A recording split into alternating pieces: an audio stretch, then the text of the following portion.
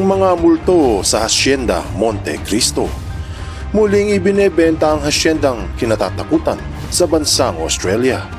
Walang nagtangkang bumili dahil sa mga kababalaghang nagaganap doon.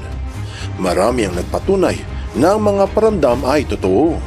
Naibalita pa nga sa mainstream media dahil sa nagsilabasan ng mga litrato ng mga hindi maipaliwanag na anyo. Pati mga reporters ay nagpunta upang masaksihan ang pagmumulto. Siguradong magugulat ka sa malalaman mo na hindi matahimik ang mga espiritu sa lugar dahil sa pagmamaltratong ginawa ng dating may-ari nito. Mayroong mga naniniwala at marami din namang naghihinala. Alamin natin kung totoo ba.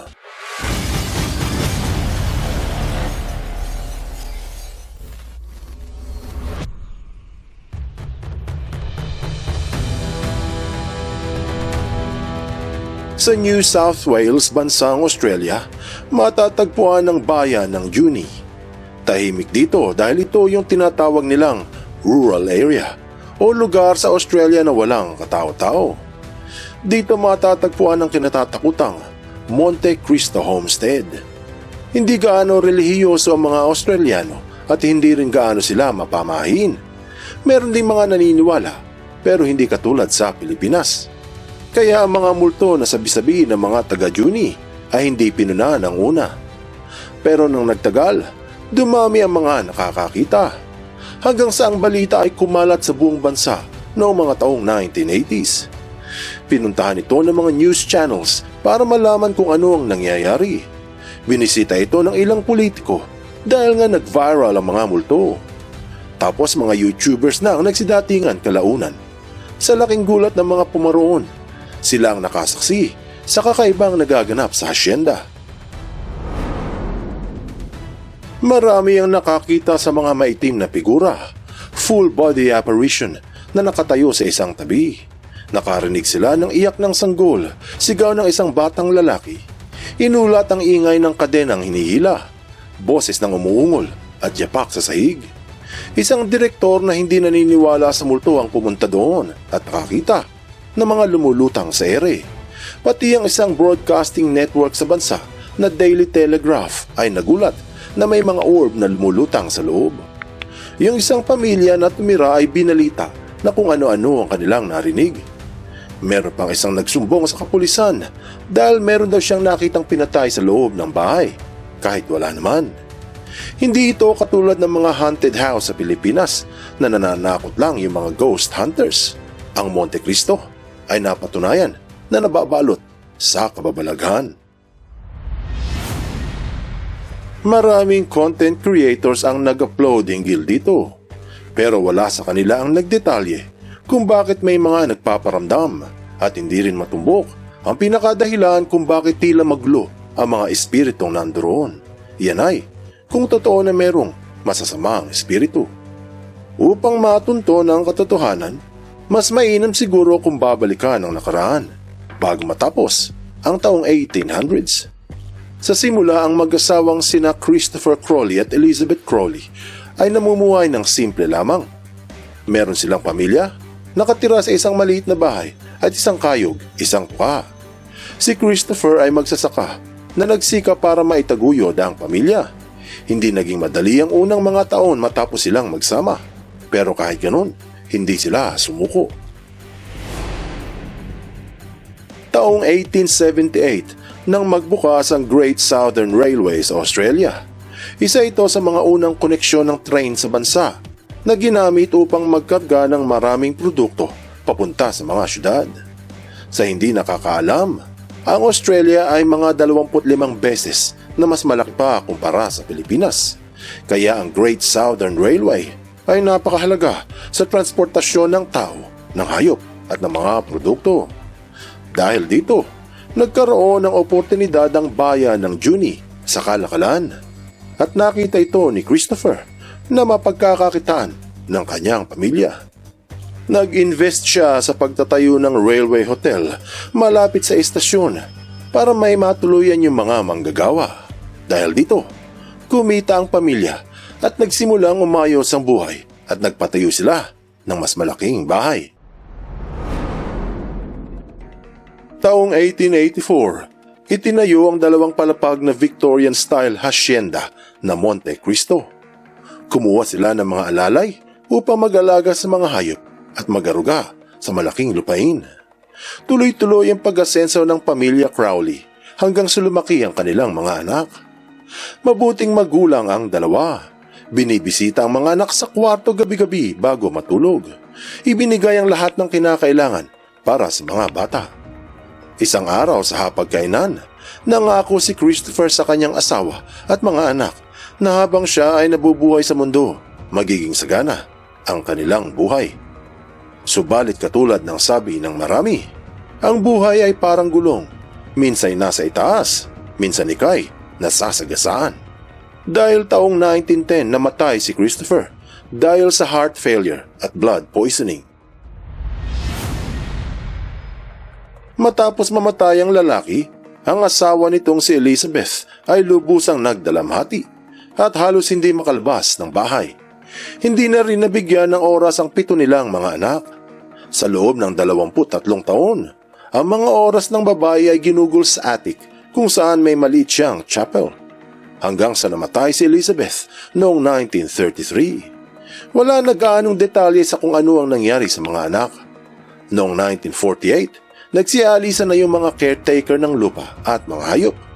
Naiwang bakante ang hacienda sa loob ng maraming taon. Ang dating marangyang bahay ay naging parang abandonadong lugar. Mula sa pagiging simbolo ng tagumpay, naging simbolo ito ng pagkasira ng buhay. 1963, binili ni na Reginald at Olive Ryan ang hacienda. Ginawa nila itong museum at binuksan sa publiko. Dahil dito, naibalik sa alaala ng mga taga-Juni ang pamilya Crowley ng Hacienda Monte Cristo. Alam ng mga bumili ang kasaysayan ng bahay pero hindi sila handa sa kanilang hinaharap. Unti-unting napapansin ng mga Ryans na may kakaiba sa bahay.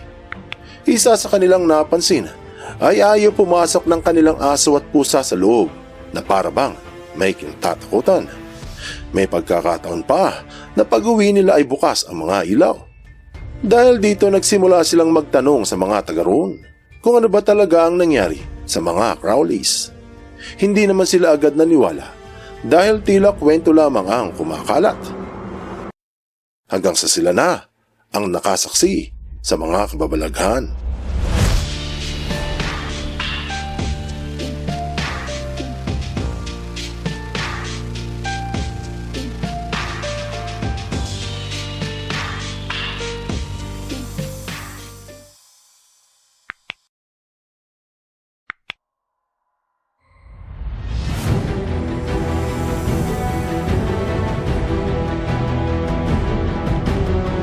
Ayon sa mga taga roon, may dating nakatira sa Hacienda Monte Cristo na nagngangalang Harold. Hindi nila matiyak kung ito ay kamag-anak ng mga Crowleys o isang katulong. Ang alam lang nila ay naaksidente si Harold at nagkaroon ng sira sa utak. Ikinulong ito ng pamilya sa isang silid sa likuran at ikinadena upang hindi manakit. Nakadokumento ang kwento ni Harold sa Asia Ghost na si Harold ay naaksidente at nasiraan ang ulo. Dahil sa naging bayolente ang lalaki, ito ay kinadena sa likuran ng hacienda. Siya ang pinaniniwalaang naririnig ng mga pumupunta doon na kumakaladkad ng kadena at umuungol. Lumabas ang isang litratong kinuha sa likuran ng bahay at tumambad ang isang maputing anyo na naglalakad. Pinaniniwalaang ito si Harold. Meron pang kwento tungkol naman sa isang batang nagngangalang Morris. Ang bata ay nasunog habang natutulog. Pati Channel 7 sa Australia ay nag-ulat hinggil sa pangyayari sa Monte Cristo. Nasadyang sinindihan ang kama ng batang si Morris para pilitin siyang bumangon. Pero dahil siya ay may sakit, hindi siya nakatakas at nasunog ng buhay. Nakuhanan din ng litrato ng isa sa mga pumunta sa hacienda ang tila anyo ng isang bata na nakahiga sa madyaming bahagi ng kwadra sa likod. Sinabi rin ng Channel 7 na may nakita na lalaking balbasarado sa isang kwarto na nakasuot ng makalumang damit. Nakaupo ito at hindi umihimik. Marami ang nagsasabi na ito ang espiritu ni Christopher na hanggang ngayon ay nagbabantay sa kanyang mga anak. Mababasa din sa ulat ang pagkamatay ng isa pang bata na si Madeline. Nahulog ito kasama ng kanyang yaya sa hagdan at sinadya raw silang ihulog dahil sa galit. Pero hindi alam ang tunay na dahilan kung bakit at kanino nagalit. Ayon sa mga taga roon, ang sanggol na si Madeline ang naririnig na umiiyak. Bukod dyan, yung mga pumupunta sa hasyenda ay nakakaramdam ng pagkabahala pagpasok pa lamang ng pintuan. Dahil sa nandoon ang hagdanan kung saan nahulog ang katulong habang karga-karga ang sanggol. May kuha pa nga ng litrato sa Instagram na inilabas kung saan makikita sa likod ng kurtina ang anyo ng isang tao at ng isang batang nakasilip sa ibaba. May mga nagsasabi na iyan yung katulong kasama si Madeline. Isa sa mga kilalang kwento sa Juni na inulat pa sa isang sikat na programa sa Australia, ang Australia's Better Homes and Gardens, ay tungkol sa isang katulong na babae na nahulog sa harap ng balkonahe ng asyenda. Ayon sa mga salaysay, nagtatrabaho siya sa mansyon bilang tagapag-alaga sa mga bata para sa pamilyang Crowley at isang araw ay bigla siyang nahulog mula sa itaas na bahagi ng veranda at namatay. Hindi alam kung ito ay isang aksidente o sadyang may tumulak sa kanya. Kung ganon, ano kaya ang dahilan?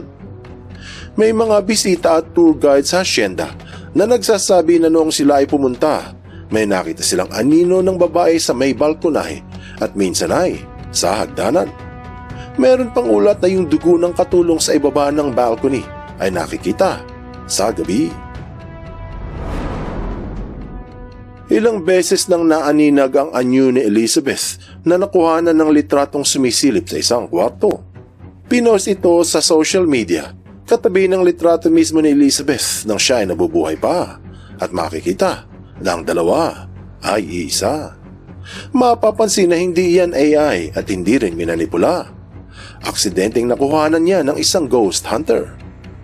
Sa isa pang kuha, makikita sa litrato naman ni Christopher na nasa dingding ang anyo ng isang babae sa kanyang tabi. Ngunit nang kanilang binalikan ang litrato, nawala yung babae. Bukod dyan na i-post sa social media ang kuha sa lounge room ng hasyenda, ang isang maitim na anyo na may palda sa bandang kanan ng camera. Na-post siya ng walang Photoshop at walang editing.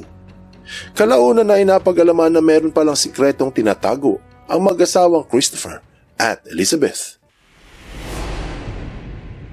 Napag-alaman sa huli na hindi pala maganda ang pakikitungo ng mag-asawa sa kanilang mga katulong na babae. Ang ilan ay inanaka ni Christopher at nang malaman ni Elizabeth, minaltrato ang mga ito. Ang nahulog na babae sa balcony ay ina ng batang si Maurice. Nang namatay ang kanyang ina, sinindihan ni Elizabeth ang higaan ng bata. Tapos si Harold ay anak din sa labas ni Christopher. Nang nalaman ito ni Elizabeth, itinulak nito sa hagdanan ang mag-ina. Si Madeline naman ay anak din sa isa pang katulong. At nang muling nalaman ni Elizabeth, sinadyang tinulak sila sa hagdanan. Kaya may mga nagsasabi na mga katiwala din sa hasyenda ang pumatay kay Christopher at hindi sakit sa puso. Kaya hindi lumabas ng bahay si Elizabeth ng ilang taon. Yan ay dahil sa takot. Hanggang sa ito ay namatay. Base sa Juni Independent, bago matapos ang buwan ng Pebrero taong 2026, ibinebenta ang Monte Cristo Homestead sa halagang 1.9 million Australian dollars. Kahit malaki ang lupa, nahihirapan silang ibenta ang lugar. Siyempre, sino ang bibili sa pinaka-haunted house sa buong bansa? Sa kasalukuyan, isinara ang Hacienda Monte Cristo sa publiko habang wala pang nakakabili dito. Gayunpaman, patuloy ang pagpunta ng mga content creators upang masaksihan ng mga kababalaghan at ang nakaukit sa dingding na Die Jack Die. Hindi rin alam ng mga taga roon kung ano ang mangyayari sa hacienda at kung sino ang susunod na magmay-may-ari nito. Marahil sa hinaharap, malalaman natin ang kahihinatnan ng pinakaminumultong bahay sa Land Down Under. Anong aral ang mapupulot dito? Ang mga multo sa Hacienda Monte Cristo ay may nakagigimbal na kasaysayan. Iyan ay kung naniniwala ka sa mga multo. Marami ang nagpatunay na ang mga paramdam ay hindi pananakot lang. Naibalita pa sa mainstream media ang katatakutan, pati mga reporters ay nagpunta upang masaksihan ang mga nagmumulto. Ngunit napag-alaman na minaltrato pala ng mag-asawa ang kanilang mga katulong. At ito ang sinasabing tunay na dahilan kung bakit hindi matahimik ang mga espiritu ng Monte Cristo. Ang aral dito ay, ang masamang gawa ay may balik, hindi man ngayon, hintayin mo at darating. Buksan mo ang iyong isip at hayaang lumalim pa ng lubusan ng iyong pangunawa sa mga kasaysayang kapupulutan ng maraming aral. Tandaan, katotohanan ng susi sa tunay na kalayaan.